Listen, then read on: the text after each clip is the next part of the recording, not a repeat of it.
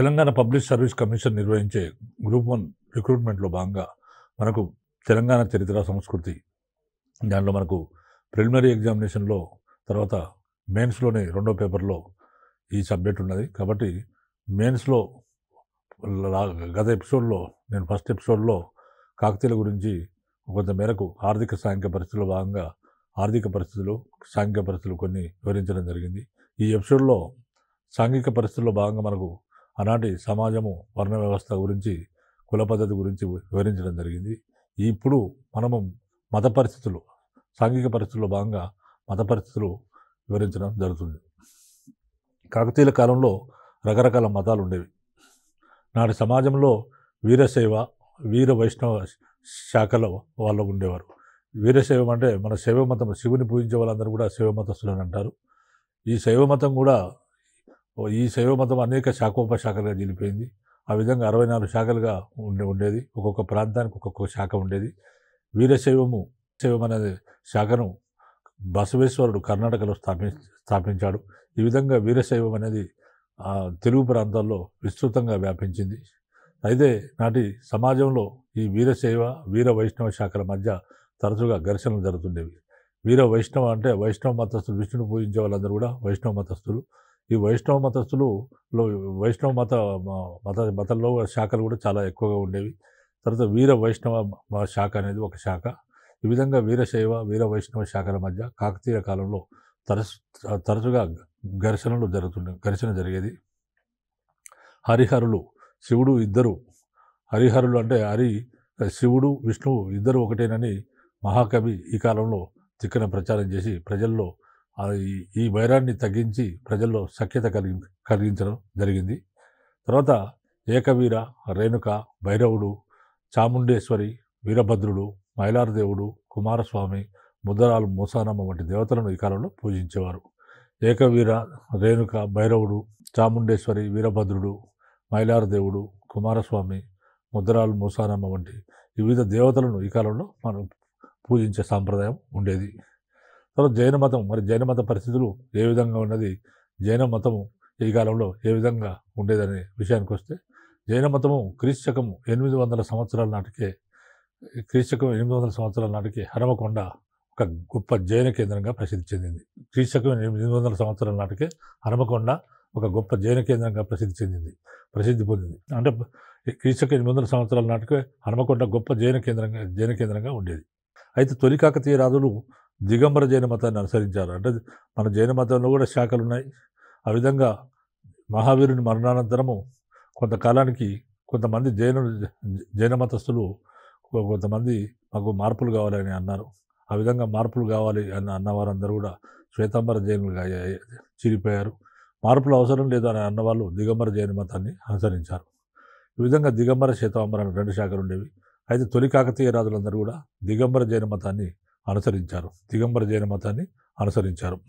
వేంగి, ఆంధ్ర పశ్చిమ గోదావరి జిల్లాలో వేంగి రాజ్యంలో అనేక మంది జైనులు హింసకు గురయ్యారు. ఎందుకంటే వేంగి అక్కడ ఆ ప్రాంతాల్లో ఆ టైంలో తొలి కాకతీయుల కాలం నాటికే ఆ టైంలో వేంగిలో శైవ మతం బాగా విస్తృతంగా వ్యాపించింది. ఈ శైవులు జైనులను తీవ్రంగా హింసించడం మొదలుపెట్టారు. ఎందుకంటే మీరు ఈ జైనులందరూ బలవంతంగా శైవ మతంలోకి మార్చబడ్డారు. వాళ్ళ దేవాలయాలన్నీ నేలమట్టం చేశారు. కాబట్టి జైనులకు ఒక పరీక్ష పెట్టారు. ఏంటంటే మీరు బ్రతకాలంటే శైవ మతంలో చేరాలి, లేకపోతే చంపుతామని బెదిరించేవారు. ఆ విధంగా వేంగిలో హింసకు గురైన అనేక మంది జైనులు హనుమకొండకు వలస వచ్చినట్టు మనకు ఓరుగలు కైఫియత్తు వివరిస్తుంది. కైఫియత్ అంటే గ్రామ చరిత్రలు. కల్నల్ మెకంజీ అనేవాడు గ్రామ చరిత్రలు రాయించాడు. దీంట్లో వీటినే కైఫియత్తులు అని అంటారు. ఓరుగల్ కైఫియత్తు ఈ విధంగా తెలియజేస్తుంది. వేంగి రాజ్యంలో అనేక మంది జైనులు హింసకు గురై అక్కడి నుంచి హనుమకొండకు వారు ఆ హింస భరించలేక హనుమకొండకు వలస వచ్చినట్టు మనకు ఓరుగల్ కైఫియత్తు వివరిస్తుంది. రాజరాజ నరేంద్రుడు అనే వేంగి చాళుక్య రాజు ఒక జైనాచార్యుడు, ఋషభనాథుడు అనే ఒక జైనాచార్యుని బాగా హింసించాడట. ఋషభనాథుడు అనే ఒక జైనాచార్యుని హింసిస్తే ఆయన హనుమకొండకు వచ్చాడట. ఈ విధంగా హనుమకొండకు వచ్చాడని విషయం మనకు ఓరుగల్లు కైఫియత్తు తెలుపుతుంది. తర్వాత వేంగి రాజ్యంలో హింసకు గురైన జైనులు హనుమకొండకు వలస వచ్చారు. హనుమకొండలోని పద్మాక్షి దేవాలయము జైన దేవాలయంగా ఉండేది. తొలి కాకతీయ రాజులు నిర్మించింది పద్మాక్షి దేవాలయం. ఇది ఒక జైన దేవాలయం. హనుమకొండలో ఈ దేవాలయం ఉంది. దీని పద్మాక్షి దేవాలయం అనేది ఒక జైన దేవాలయంగా మాత్రమే దీన్ని నిర్మించడం జరిగింది. ఒక జైన దేవాలయంగా ఇది తొలి కాకతీయ రాజుల కాలంలో ఉండేది.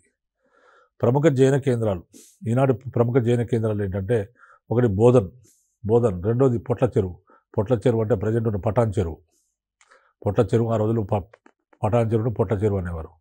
పొట్ల చెరువు, తర్వాత మూడోది వేములవాడ, తర్వాత నాలుగోది కొల్లిపాక అంటే నేడు యాదాద్రి భువనగిరి జిల్లాలో ఉన్న కొలన్పాక, ఆ రోజుల్లో కొల్లిపాక అనేవారు.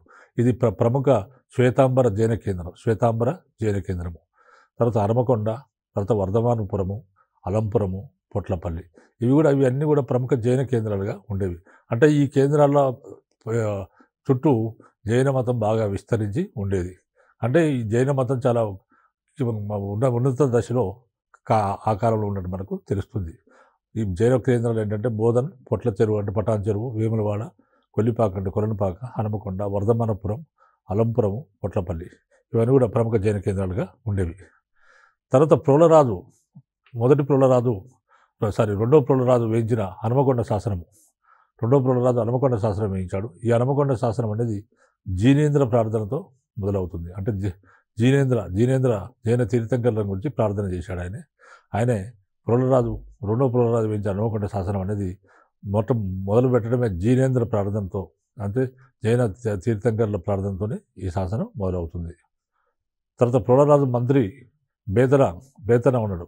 ఈ రెండో ప్రోలరాజు మంత్రి పేరు బేతన. ఈ బేతన భార్య పేరు మైలమ్మ. ఈ మైలమ్మ హనుమకొండపై కడలాలయ బసది అనే జైన బసదిని నిర్మించింది. ఈయన రెండో ప్రోలరాజు మంత్రి బేతన భార్య పేరు మైలమ్మ. ఆమె హనుమకొండలో కడలాలయ బసది అనే జైన బసదిని నిర్మించింది. బసది అంటే వసతి అంటే వసతి సౌకర్యాలు, కాబట్టి జైన విహారాలు అవి. ఆ విధంగా మైలమ్మ హనుమకొండలో కడలాలయ బసది అనే ఒక జైన బసదిని ఆమె వసతిని నిర్మించి ఇచ్చింది. క్రమంగా జైనులను సేవులు హింసించినట్లు, వారు దేవాలయాలు నేలమట్టం చేసినట్లు మనకు పండితారాజ్య చరిత్రము తెలుపుతుంది. పండితారాజ్య చరిత్రని పాల్కురికి సోమనాథుడు రచించాడు. ఈ విధంగా మరి జైన మతం ఇంత ఉన్నత స్థాయిలో ఉన్నప్పుడు ఈ జైన మతం ప్లేస్లో శైవ మతం బాగా విస్తృతంగా వ్యాపించింది. ఎప్పుడైతే శైవ మతం విస్తృతంగా అంటే తొలి కాకతీయ రాజుల కాలంలో జైన మతమే బ్రహ్మాండంగా ఉండేది. కాకతీయ రాజుల కాలం నాటికి శైవ మతం విస్తృతంగా వ్యాపించింది. అంటే గణపతిదేవుని కాలం నాటికి శైవ మతం విస్తృతంగా వ్యాపించింది. ఈ విధంగా విస్తృతంగా వ్యాపించేసరికి శైవులు బలవంతంగా జైనులను కొట్టి హింసించి శైవ మతంలో చేర్చడం, వారి దేవాలయాలు నేలమట్టం చేయడము, ఇటువంటి కార్యకలాపాలు చేశారు.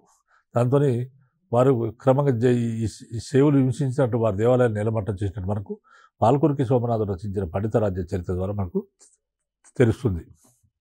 కాలక్రమంలో జైన మతం ప్రజలను తృప్తిపరచలేకపోయింది.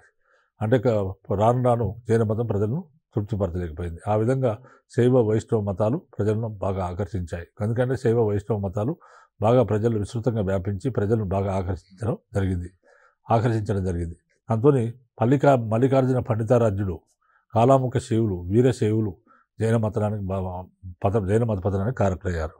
మల్లికార్జున పండితారాజ్యుడు అనేవాడు శైవ మత గురువు. శైవ మత గురువు. కాలాముఖ శైవులు అంటే అంటే శైవ మతంలో ఒక శాఖ పేరు కాలాముఖ శాఖ శైవులు. తర్వాత వీరశైవులు, కాలాముఖ శాఖ శైవులు, వీరశైవులు జైన మత పతనానికి బాగా కారకులయ్యారు. మల్లికార్జున పండితారాజ్యుడు, కాలాముఖ శైవులు, వీరశైవులు జైన మత పతనానికి కారకులు కావడం జరిగింది. అంటే జైన మతం పతనం కావడానికి వీళ్ళే కారకులుగా మనకు తెలుస్తుంది. వీరశైవులు జైన మత నిర్మూలనలో ప్రముఖ పాత్ర పోషించారు. వీరశైవ శాఖను బసవేశ్వరుడు కర్ణాటకలో స్థాపిస్తే తెలుగు ప్రాంతాల్లో వీరశైవము విస్తృతంగా వ్యాపించింది. ఈ విధంగా వీరశైవులు జైన మత నిర్మూలనలో ప్రముఖ పాత్ర వహించారు. జైన మత నిర్మూలన అంటే జైన మతాన్ని నిర్మూలించడంలో ప్రముఖ పాత్ర వీరశైవులు పోషించారు. మల్లికార్జున పండితారాజ్యం వల్ల తెలుస్తుంది ఈ విషయాలు మనకు. బ్రహ్మయ్య అనే వీరశైవుడు గోవూరులో ఉన్న జైన బసలను కూల్చివేశాడు. బ్రహ్మయ్య అనేవాడు ఒక వీరశైవుడు గోవూరులో ఉన్న జైన బసలను కూల్చివేశాడట.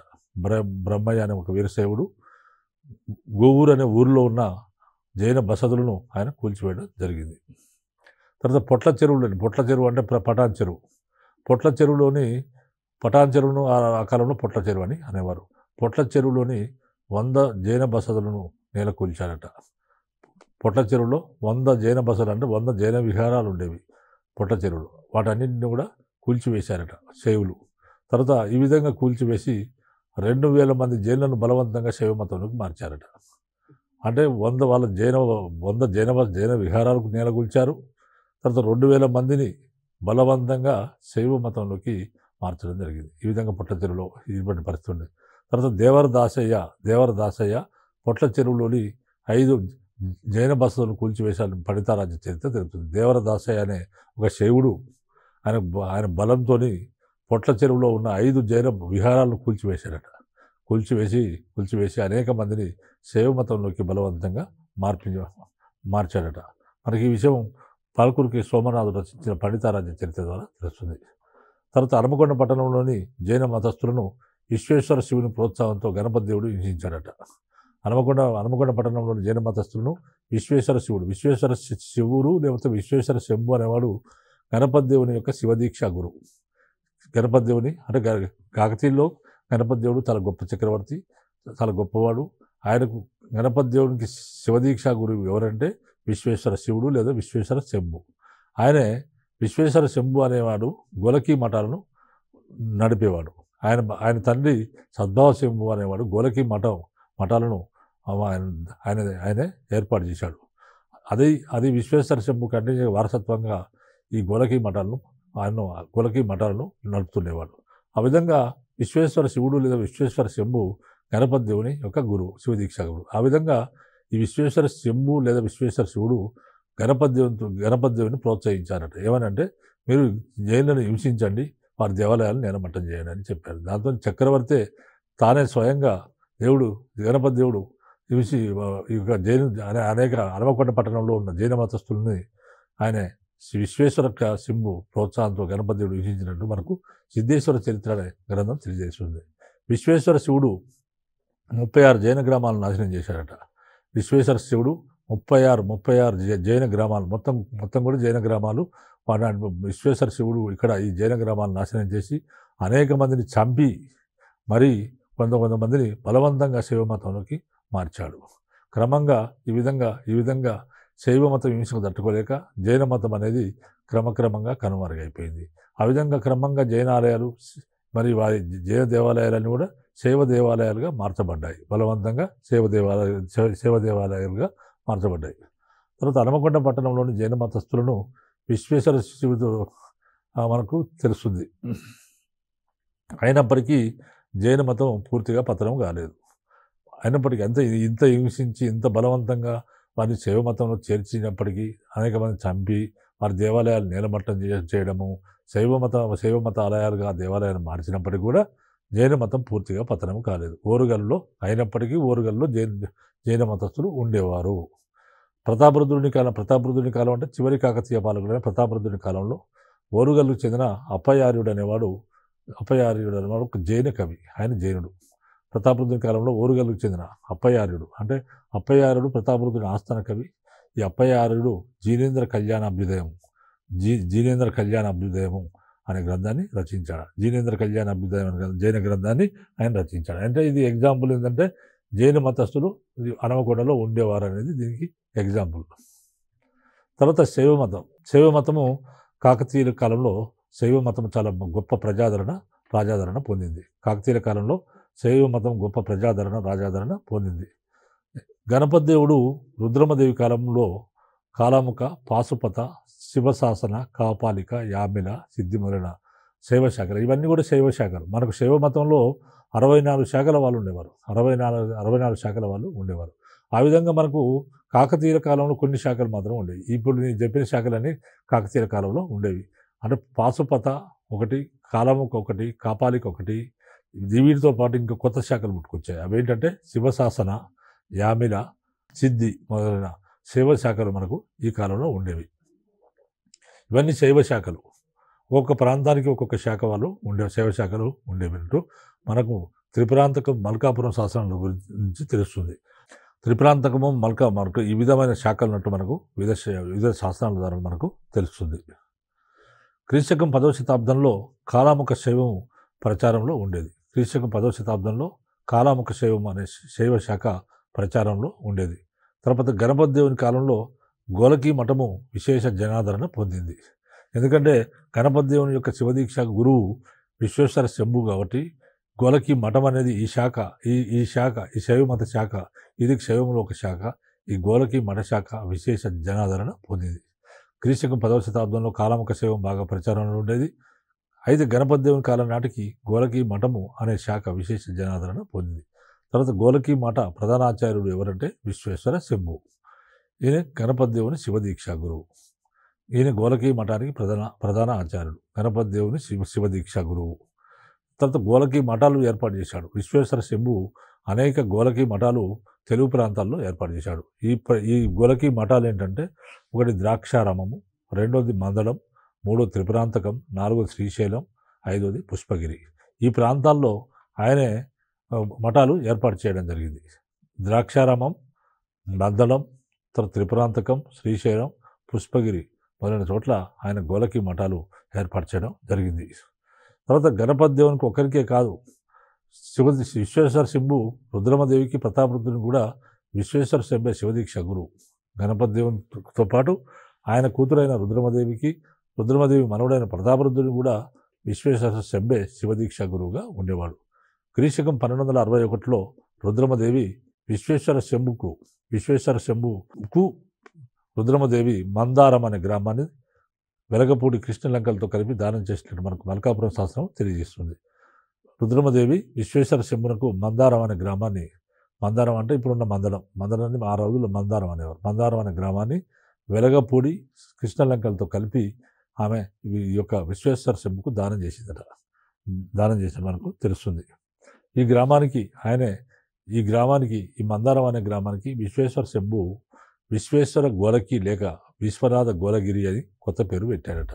ఈ మందారం గ్రామానికి విశ్వేశ్వర శంభు విశ్వేశ్వర గోలకి లేదా విశ్వనాథ గోలగిరి అని కొత్త పేరు పెట్టడం జరిగింది. తర్వాత విశ్వేశ్వర శంభు మందరం గ్రామంలో ఒక శివాలయాన్ని, ఒక శుద్ధమైన మఠాన్ని ఏర్పాటు చేశాడు. విశ్వేశ్వర శంభు మందారం గ్రామంలో ఒక శివాలయాన్ని నిర్మించాడు, ఒక శుద్ధమైన మఠాన్ని ఏర్పాటు చేయడం జరిగింది. ఈ మఠానికి అనుబంధంగా ఒక వేదశాస్త్ర ఆగమన విద్యాలయాన్ని, అందులో వసతి సౌకర్యాలు ఏర్పాటు చేశాడు. అంటే ఈ దేవాలయానికి అనుబంధంగా మఠం ఏర్పాటు చేశాడు. ఈ మఠానికి అనుబంధంగా ఒక వేదశాస్త్ర ఆగమ విద్యాలయాన్ని, ఒక వేదశాస్త్ర పాఠశాలను, అందులో వసతి సౌకర్యాలు ఏర్పాటు చేశాడు. తర్వాత అనేక మంది శైవ మతంలో ఉన్న అనేక మంది బ్రాహ్మణులను అక్కడ ఆయన నియమించాడు. ఆ గ్రామ మఠంలో ప్రసూతి వైద్యశాల కూడా ఉండేది. ఈ మఠంలో ఒక వైద్యశాల కూడా ఈయన నిర్మించడం జరిగింది, వైద్యశాల కూడా ఏర్పాటు చేయడం జరిగింది. తర్వాత కాళేశ్వరము ఉపల మఠం నిర్మించి దాని పోషణకు కాళేశ్వరం ఉపల మఠం నిర్మించాడు. ఈయన కాళేశ్వరంలో ఉపల మఠం నిర్మించి దాని పోషణకు గాను ఆయన పొన్న గ్రామాన్ని దానం చేశాడు. ఏలేశ్వరంలో షోడశ ఆవర కాలం మఠాన్ని నిర్మించాడు. ఏలేశ్వరంలో షోడశ ఆవర కాల మఠం అనే దాన్ని ఏలేశ్వరంలో ఏర్పాటు చేశాడు. ఆ మఠం పోషణకు గాను గణపతి దేవుడు కాండ్రకోట గ్రామాన్ని దానంగా ఇచ్చాడు. ఏలేశ్వరంలో మఠం పోషణకు గాను గణపతి దేవుడు కాండ్రకోట అనే గ్రామాన్ని దానంగా ఇవ్వడం జరిగింది. తర్వాత విశ్వేశ్వర శంభు లింగాలను స్థాపించాడు. విశ్వేశ్వర శంభు అనేవాడు విశ్వేశ్వర శంభు లింగాలను స్థాపించాడు. తర్వాత శివుని అవతారాలు శివుని అవతారాలు ఆయన 28 మంది యోగాచార్యుల గురించి శివపురాణం, కూర్మపురాణం మనకు తెలియజేస్తున్నాయి. శివుని అవతారాలు 28 అవతారాలు ఉన్నాయట. శివుని అవతారాల్లో 28 మంది యోగాచార్యులుగా శివుడు జన్మించాడనేది ఒక నమ్మకం. శివుని అవతారాలు 25 మంది యోగాచార్యుల గురించి శివపురాణం, తర్వాత కూర్మపురాణం తెలియజేస్తున్నాయి. ఈ 20 మంది యోగాచార్యులు ఎవరంటే శివుని అవతారాలు. ఈ యోగాచార్యుల్లో శ్వేతాచార్యుడు మొదటి గురువు. ఈ యోగాచార్యుల్లో మనకు శ్వేతాచార్యుడు అనేవాడు మొదటి గురువు కాగా లకులీశుడు చివరి గురువుగా ప్రసిద్ధి. తర్వాత ఒక్కొక్క యోగాచార్యునికి 4 శిష్యులు ఉన్నారట. మరి 25 × 4 అనమాట. ఒక్కొక్క యోగాచార్యునికి 4 శిష్యులు ఉన్నారు. వీరి కృషి ఫలితంగా శైవ మతం భారతదేశంలో ప్రథమ స్థానం ఆక్రమించింది. ఈ యోగాచార్యుల వల్ల, వాళ్ళ శిష్యుల వల్ల శైవ మతం అనేది భారతదేశంలో విస్తృతంగా ఆక్రమించి ఈ విధంగా శైవ మతం భారతదేశంలో ప్రథమ స్థానాన్ని పొందడం జరిగింది. ఆంధ్రదేశ శైవ మత శాఖలలో ఆరాధ్య శైవ శాఖ ఒకటి. ఆంధ్రదేశ శైవ మత శాఖలు, ఆంధ్రదేశంలో అంటే తెలుగు ప్రాంతాల్లో అనేక శైవ మత శాఖలు ఉన్నాయి. అందులో మనకు ఆరాధ్య శైవం అనేది ఒక శాఖ. దీనిలో 12 మంది శైవాచార్యులు ఉన్నారు. దీనిలో 12 మంది ఆ శైవంలో 12 మంది శైవాచార్యులు ఉన్నారు. వీళ్ళు ఏమంటారంటే ద్వాదశ ఆచార్యులు అని అన్నారు. తర్వాత ఆరాధ్య శైవ గురువులు ఎవరంటే సిద్ధత్రయము. ఈ త్రయంలో ముగ్గురు అనమాట. సిద్ధత్రయంలో ముగ్గురు ఉంటారు గురువులు. వాళ్ళు ఎవరంటే రేవణ, మరుల, ఏకోరామ. ఈ ముగ్గురు కూడా వీళ్ళ ముగ్గురు కలిసి సిద్ధత్రయం అని అంటారు. తర్వాత రెండోది ఆరాధ్య త్రయంలో ముగ్గురు గురువులు ఉంటారు. వాళ్ళు ఎవరంటే ఉద్భటారాజ్య, వేమనారాజ్య, విశ్వరాజ్య. ఉద్భటారాజ్య, వేమనారాజ్య, విశ్వరాజ్య అని ముగ్గురు వీళ్ళను ఆరాధ్య త్రయం అని అంటారు. తర్వాత మనకు ఆరాధ్య త్రయంలో శ్రీకంఠాచార్య, హరిదత్తాచార్య, భాస్కరాచార్య అనేవాళ్ళు వీళ్ళు ముగ్గురు ఉంటారు. తర్వాత పండిత త్రయంలో శ్రీపతి పండిత, మల్లికార్జున పండిత, మంచన పండిత. పండిత త్రయంలో ముగ్గురు ఉంటారు. శ్రీపతి పండిత, ఒకడు శ్రీపతి పండిత, రెండోవాడు మల్లికార్జున పండిత, మూడోవాడు మంచన పండిత అని ముగ్గురు పండిత త్రయం ఉంటారు. ఈ పండిత త్రయంలోని మల్లికార్జుని జీవితగాథను పాల్కురికి సోమనాథుడు పండితారాజ్య చరిత్రలో ద్విపద కావ్యాన్ని రచించాడు. ఈ పండిత త్రయంలోని మల్లికార్జునుడు అనే గురువు ఉన్నాడు. ఈ పండిత త్రయంలోని మల్లికార్జునుడు అనే గురువు యొక్క జీవిత కథను పాల్కురికి సోమనాథుడు అనే కవి పండితారాజ్య చరిత్ర అనే ద్విపద గ్రంథంలో ద్విపద కావ్యంలో రచించాడు. ఈ ఆచార్యుల బోధనలను అనుసరించిన బ్రాహ్మణులకు ఆరాధ్యులు అని పేరు. ఈ ఆచార్యుల బోధనలు ఎవరైతే అనుసరిస్తారో అలా అనుసరించిన బ్రాహ్మణులు ఏమంటారంటే ఆరాధ్యులు అంటారు. తర్వాత ఇంక లింగదారులు అని పేరు. ఆరాధ్యులు, లింగదారులు అని పేరు. ఈ విధంగా ఆరాధ్యులు, లింగదారులను వీరికి ఎవరు అనుసరిస్తే వారికి ఈ పేర్లు ఉండేవి. తర్వాత వీరశైవం అనేది మన శైవ మతంలో ఒక శాఖ వీరశైవం. వీరశైవ శాఖను బసవేశ్వరుడు కర్ణాటకలో స్థాపించాడు. తర్వాత వీరు కుల వ్యవస్థను వ్యతిరేకించారు. వీరశైవ మతస్థులు కుల వ్యవస్థను వ్యతిరేకించారు. తర్వాత బ్రాహ్మణుల ఆధిక్యతను ప్రశ్నించారు. బాల్య వివాహాలను వ్యతిరేకించారు. వితంతు పునర్వివాహాలను సమర్థించారు. అని వీరశైవ మతంలో ఒక గొప్ప శాఖ అనమాట ఇది. వీరశైవంలో వీరశైవ మతస్థులు కుల వ్యవస్థను వ్యతిరేకించారు. కులాలను లేవు అని కొట్టిపారేశారు. కుల వ్యవస్థను వ్యతిరేకించారు. తర్వాత సమాజంలో బ్రాహ్మణుల ఆధిక్యతను ప్రశ్నించారు. తర్వాత బాల్య వివాహాలను వ్యతిరేకించారు. తర్వాత వితంతు పునర్వివాహాలను సమర్థించారు. అంటే భర్త చనిపోయిన స్త్రీలు మళ్ళీ వివాహం చేసుకోవడం అనేది దాన్ని వితంతు పునర్వివాహాలను వీరు సమర్థించడం జరిగింది. ఆంధ్రదేశంలో బసవేశ్వరుని శిష్యులకు ఎవరి పేరు అంటే వీరశైవులు లేక లింగాయతులు అని పేరు. అంటే తెలుగు ప్రాంతాల్లో బసవేశ్వరుని శిష్యులు ఉండేవారు. బసవేశ్వరుని శిష్యులకు ఏం పేరు అంటే వీరశైవులు లేక లింగాయతులు అని పేరు. తెలుగు ప్రాంతాల్లో బసవేశ్వరుని శిష్యులకు వీరశైవులు లేక లింగాయతులు అని పేరు వచ్చింది. అంటే తెలుగు ప్రాంతాల్లో మాత్రమే, మిగతా ప్రాంతాల్లో కాదు. వీరు ఉపవాసాలు మొదలైన వాటిని వ్యతిరేకించారు. వీళ్ళు వీరశైవులు ఏం చేశారంటే ఉపవాసాలు చేయడము, దేవుని కోసం, మోక్షం కోసం ఉపవాసాలు చేయడం మొదలైన వాటిని వాళ్ళు వ్యతిరేకించారు. వీరశైవంలో కమ్మరులు, శాలెవారు, చర్మకారులు చేరారు.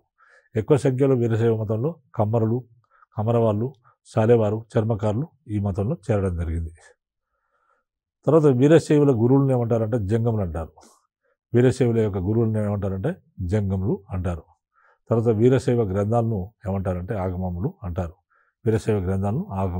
ఆగమములు అంటారు. తర్వాత వైష్ణవ మతం కూడా మంచి ప్రజాదరణ పొందింది.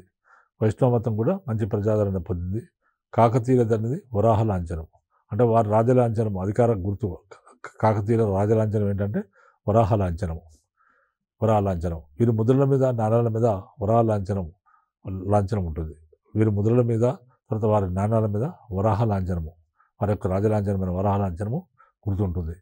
వారి త్రికూటాలయ అన్నింటిలో కూడా విష్ణువును కూడా ప్రతిష్ఠించారు. మరియు ఫర్ ఎగ్జాంపుల్ రుద్రదేవుడు హనుమకొండలో తాను చాళుక్యుల నుంచి స్వాతంత్రాన్ని ప్రకటించుకున్న సందర్భంలో దానికి గుర్తుగా ఆయన క్రీస్తకం 1163 సంవత్సరంలో రుద్రేశ్వర దేవాలయాన్ని హనుమకొండలో నిర్మించాడు.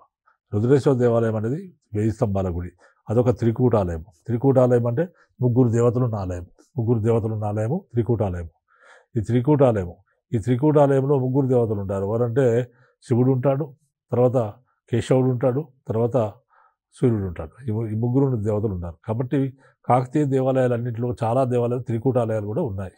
ఆ విధంగా త్రికూటాలయాలు ఉన్న చోట విష్ణువును కూడా ప్రతిష్ఠించడం జరిగింది. విష్ణువును కూడా వాళ్ళు ప్రతిష్ఠించారు. కాబట్టి వైష్ణవ మతం కూడా మంచి ప్రజాదరణ పొందింది. ఎందుకంటే వీళ్ళ రాజలాంఛనం వచ్చి వైష్ణవ మతానికి చెందింది. అది కాకతీయ వరాహ లాంఛనం. తర్వాత వీరి ముద్రల మీద నాణ్యాల మీద వీరి రాజలాంఛనం అనే వరాహ లాంఛనం ఉండేది. వారి అనేక త్రికూటాలయాలు కట్టించారు. ఆలయాల్లో విష్ణువును కూడా వాళ్ళు ప్రతిష్ఠించడం జరిగింది. తర్వాత దక్షిణ దేశం నుంచి రామానుజ వైష్ణవం అనేది తెలుగు ప్రాంతాల్లోకి ప్రవేశించింది. దక్షిణ దేశం అంటే తమిళనాడు నుంచి రామానుజాచార్యుడు ప్రతిపాదించిన రామానుజ వైష్ణవం అనేది తెలుగు ప్రాంతాల్లోకి విస్తరించింది. తెలంగాణలో రామానుజుని బ్రాహ్మణేతర అనుచరులను దాసరులు, సాతాలను అంటారు. తెలంగాణలో రామానుజాచార్యుని బ్రాహ్మణులు కాకుండా బ్రాహ్మణేతర అనుచరులు అయితే ఎవరైతే ఉన్నారో అనుచరులను దాసరులు, సాతాలని అంటారు. రుద్రమదేవి కాలం నుండి వైష్ణవ మతం విశేషంగా వ్యాప్తి చెందింది. కాకతీయ సామంతులు వైష్ణవ మతాన్ని ఆదరించారు. అనేక మంది కాకతీయ సామంతులు ఉన్నారు. వాళ్ళందరూ కూడా వైష్ణవ మతాన్ని విస్తృతంగా వ్యాపింపజేశారు. పల్నాడులో ఉన్న బ్రహ్మనాయుడు అనేవాడు వీర వైష్ణవ మతమును ప్రచారం చేసి సంఘ సంస్కరణకు పూనుకున్నాడు. పల్నాడు ప్రాంతంలో ఉన్న బ్రహ్మనాయుడు అనే మంత్రి బ్రహ్మనాయుడు. ఈ బ్రహ్మనాయుడు వీర వైష్ణవ మతమును ప్రచారం చేసి సంఘ సంస్కరణకు పూనుకున్నాడు. అంటే ఆనాడు గొప్ప సంఘ సంస్కర్త బ్రహ్మనాయుడు. ఈ బ్రహ్మనాయుడు అంటరానితనాన్ని వ్యతిరేకించి వారికి దేవాలయ ప్రవేశం గావించాడు. అంటే అస్పృశ్యతను, అంటరానితనాన్ని వ్యతిరేకించి వారందరికీ అస్పృశ్యులు, అంటరాని ఎవరైతే ఉన్నారో వాళ్ళందరికీ దేవాలయ ప్రవేశం గావించాడు. కాకతీయ రుద్రుడు హనుమకొండలో శివునికి, కేశవునికి, సూర్యునికి ఆలయాలు నిర్మించడం జరిగింది. తర్వాత రుద్రదేవుని మంత్రి గంగాధరుడు హనుమకొండలో ప్రసన్న కేశవాలయాన్ని నిర్మించాడు. రుద్రదేవుని మంత్రి గంగాధరుడు అనేవాడు హనుమకొండలో ప్రసన్న కేశవాలయం అనే ఆ దేవాలయాన్ని నిర్మించాడు. తర్వాత గంగాధరుడు నగునూరులో వైష్ణవ దేవాలయాన్ని నిర్మించాడు. ప్రతాపరుద్రుడు క్రీస్తకం 1327 సంవత్సరంలో చెన్నకేశవ స్వామికి కొన్ని దానాలు చేసినట్టు మనకు కొరణపల్లి శాసనం తెలియజేస్తుంది. ప్రతాపరుద్రుడు అంటే చివరి కాకతీయ పాలకుడు ప్రతాపరుద్రుడు క్రీస్తకం 1321లో చెన్నకేశవ స్వామికి కొన్ని దానాలు చేసినట్టు మనకు కొరణపల్లి శాసనం వల్ల తెలుస్తుంది.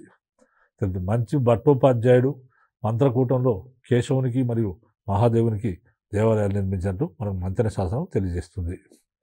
తర్వాత ప్రతాపరుద్రుని సేనాని దేవరి నాయకుడు తన ప్రభు ఆజ్ఞ మేరకు కావేరీలోని శ్రీరంగనాథుడు అనే దేవునికి సకలవీడు అనే గ్రామాన్ని దానం చేశాడు. తర్వాత బెక్కల్లు శాసనంలోని మల్లారెడ్డి అనే జైనుడు ఆయన 3 మతాలకు 3 దేవాలయాలు కట్టించాడు. ఒకటి శైవమత దేవాలయం, శివుని దేవాలయం కట్టించాడు, విష్ణు దేవాలయం కట్టించాడు, బుద్ధ దేవాలయం కట్టించాడు, జైన దేవాలయం కట్టించాడు. అంటే అన్ని మతాలకు చెందిన ఆలయాలను మల్లారెడ్డి అనే జైనుడు కట్టించాడు. తర్వాత అద్వైత మత ప్రభావం రెండవ ప్రతాపరుద్రుని కాలం వరకు ఉన్నది. మనకు ప్రతాపరుద్రుని కాలంలో తెలంగాణ ప్రాంతంలోని వెలమ నాయకులు వైష్ణవాన్ని పోషించారు. అంటే ప్రతాపరుద్రుని కాలంలో మనకు చివరి పాలకుడు ప్రతాపరుద్రుని కాలంలో తెలంగాణ ప్రాంతంలో పద్మనాయకులు వెలమలు ఉండేవారు. వారు వైష్ణవ మతాన్ని పోషించడం జరిగింది. రుద్రదేవుడు, గణపతి దేవుడు చాతుర్వర్ణ సముద్రణ అనే బిరుదు ధరించారు. అంటే ఇది వైష్ణవ మతానికి సంబంధించి రుద్రదేవుడు, గణపతి దేవుడు చాతుర్వర్ణ సముద్రణ అనే బిరుదు ధరించాడు. గణపతి దేవుని సోదరైన రాణి మైలాంబ ఇనుగుర్తిలో గోపాలకృష్ణుడు అనే దేవునికి గుడి కట్టించి దానాలు చేసినట్టు మనకు ఇనుగుర్తి శాసనం ద్వారా తెలుస్తుంది. తర్వాత వీరులకు వీరగుళ్ళు వెలిశాయి. వీర పూజ సాగింది. వీరి కాలంలో ఏకవీర, కాకతమ్మ, పోలేరమ్మ, పోతురాజు మొదలైన గ్రామ దేవతలను పూజించేవారు. రాజులు, సామంతులు, దండనాయకులు దేవాలయాలకు అగ్రహారాలను, భూములను దానంగా ఇచ్చినట్టు మనకు తెలుస్తుంది. తర్వాత వీరులకు వీరగుళ్ళు వెలిశాయి. అంటే వీర పూజ చేసేవారు. విద్యలో ఎవరైతే మరణిస్తారో వాళ్ళకు వీర పూజ చేసేవారు. వీళ్ళకి వీరగుళ్ళు వెలిశాయి. వాళ్ళకు దేవాలయాలు కట్టించి పూజలు చేసేవారు. జైన మతంలో పూజించబడ్డ దేవతలైన కాకతమ్మ, జోగులాంబ ఇద్దరు కూడా జైన దేవతలు. ఈ జైన దేవతలు జైన మతం ఎప్పుడైతే పతనమైపోయిందో జైన కాకతమ్మ, జోగులాంబ ఇద్దరు జైన దేవతలు పోయి హిందూ దేవతలైన దుర్గా కాళీగా మారిపోయారు. వాళ్ళ పేర్లు మారిపోయినాయి. దుర్గా కాళీ రూపాలను ఇద్దరు ధరించవలసి వచ్చింది.